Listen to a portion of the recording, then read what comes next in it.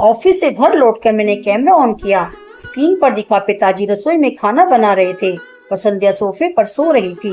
पहले तो गुस्सा आया, पर फिर मैंने टेप रिवाइंड और किया। रिवाइंड ने मेरी आंखें खोल दी। असलियत यह थी कि संध्या काम से थकी हुई सिर दर्द में घर लौटी थी। पिताजी ने उसे सुला दिया, बच्चों को चुप कराया और खुद रसोई संभाल ली। कैमरे ने मुझे पहला सबक दिया, कभी भी आए आधी तस्वीर देखकर राय मत बनाओ। हमारी शादी को 6 साल हो चुके थे, 2 छोटे बच्चे थे और हम पिताजी गोविंद प्रसाद के साथ रहते थे। वे पहले निर्माण मजदूर थे, लेकिन गिरने की वजह से भारी काम छोड़ना पड़ा। अब वे घर और बच्चों को संभालते थे।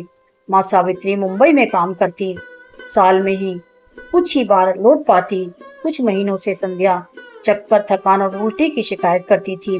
पैसे और छुट्टी का डर उसे डॉक्टर तक नहीं जाने देता। लेकिन एक दिन मैंने जिद करके लखनऊ के SGPGI में जांच कराई। रिपोर्ट देखते ही जमीन खिसक गई। Brain tumour. डॉक्टर बोले तुरंत सर्जरी, फिर रेडियोथेरेपी और कीमोथेरेपी, खर्च लाखों का। मैंने उसकी ठंडी उंगलियां कसकर पकड़ी। संध्या मुस्कुराई।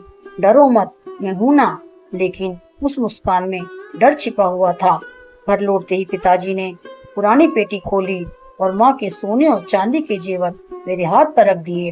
पहले बहू को बचाओ, इन चीजों का क्या।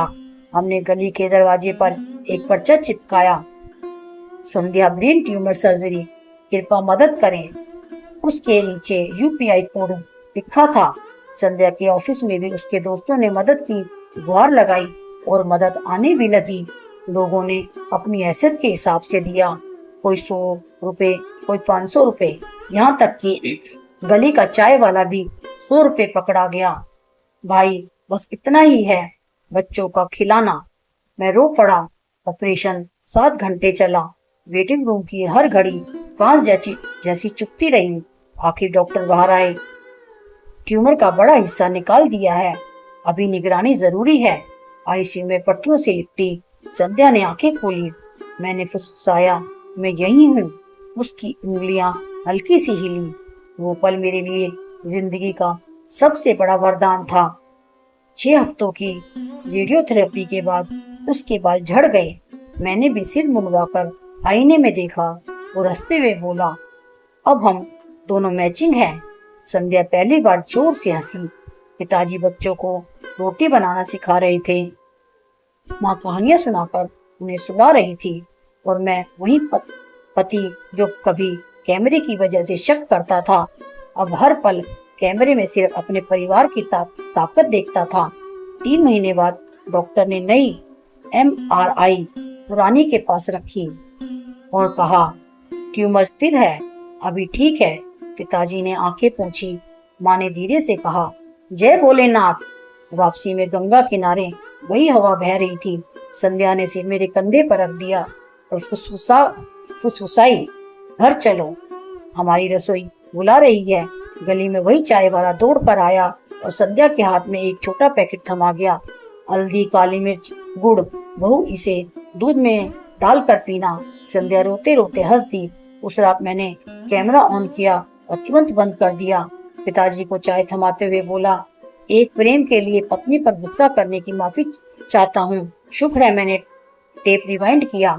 पिताजी ने सिर हिलाया। बेटा, इंसान वही है जो देखने में पहले ठहरना और पूछना सीख ले।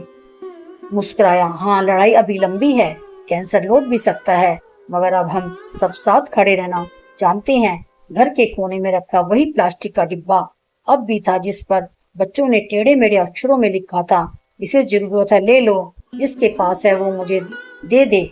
मैंने उसे छुआ और सोचा शायद हमारी जिंदगी अभी दिन बदल गई थी। जब मैंने पहली बार कैमरा बंद किया और रिश्तों को देखना शुरू किया। अब संध्या एक NGO चलाती है और कैंसर पीड़ितों के लिए जितना भी हो सकता है लोगों से मदद मांगती है और उनकी सहायता करती है। तो दोस्तों, आपको यह कहानी कैसी लगी कमेंट करके जरूर बताएं। धन्यवाद।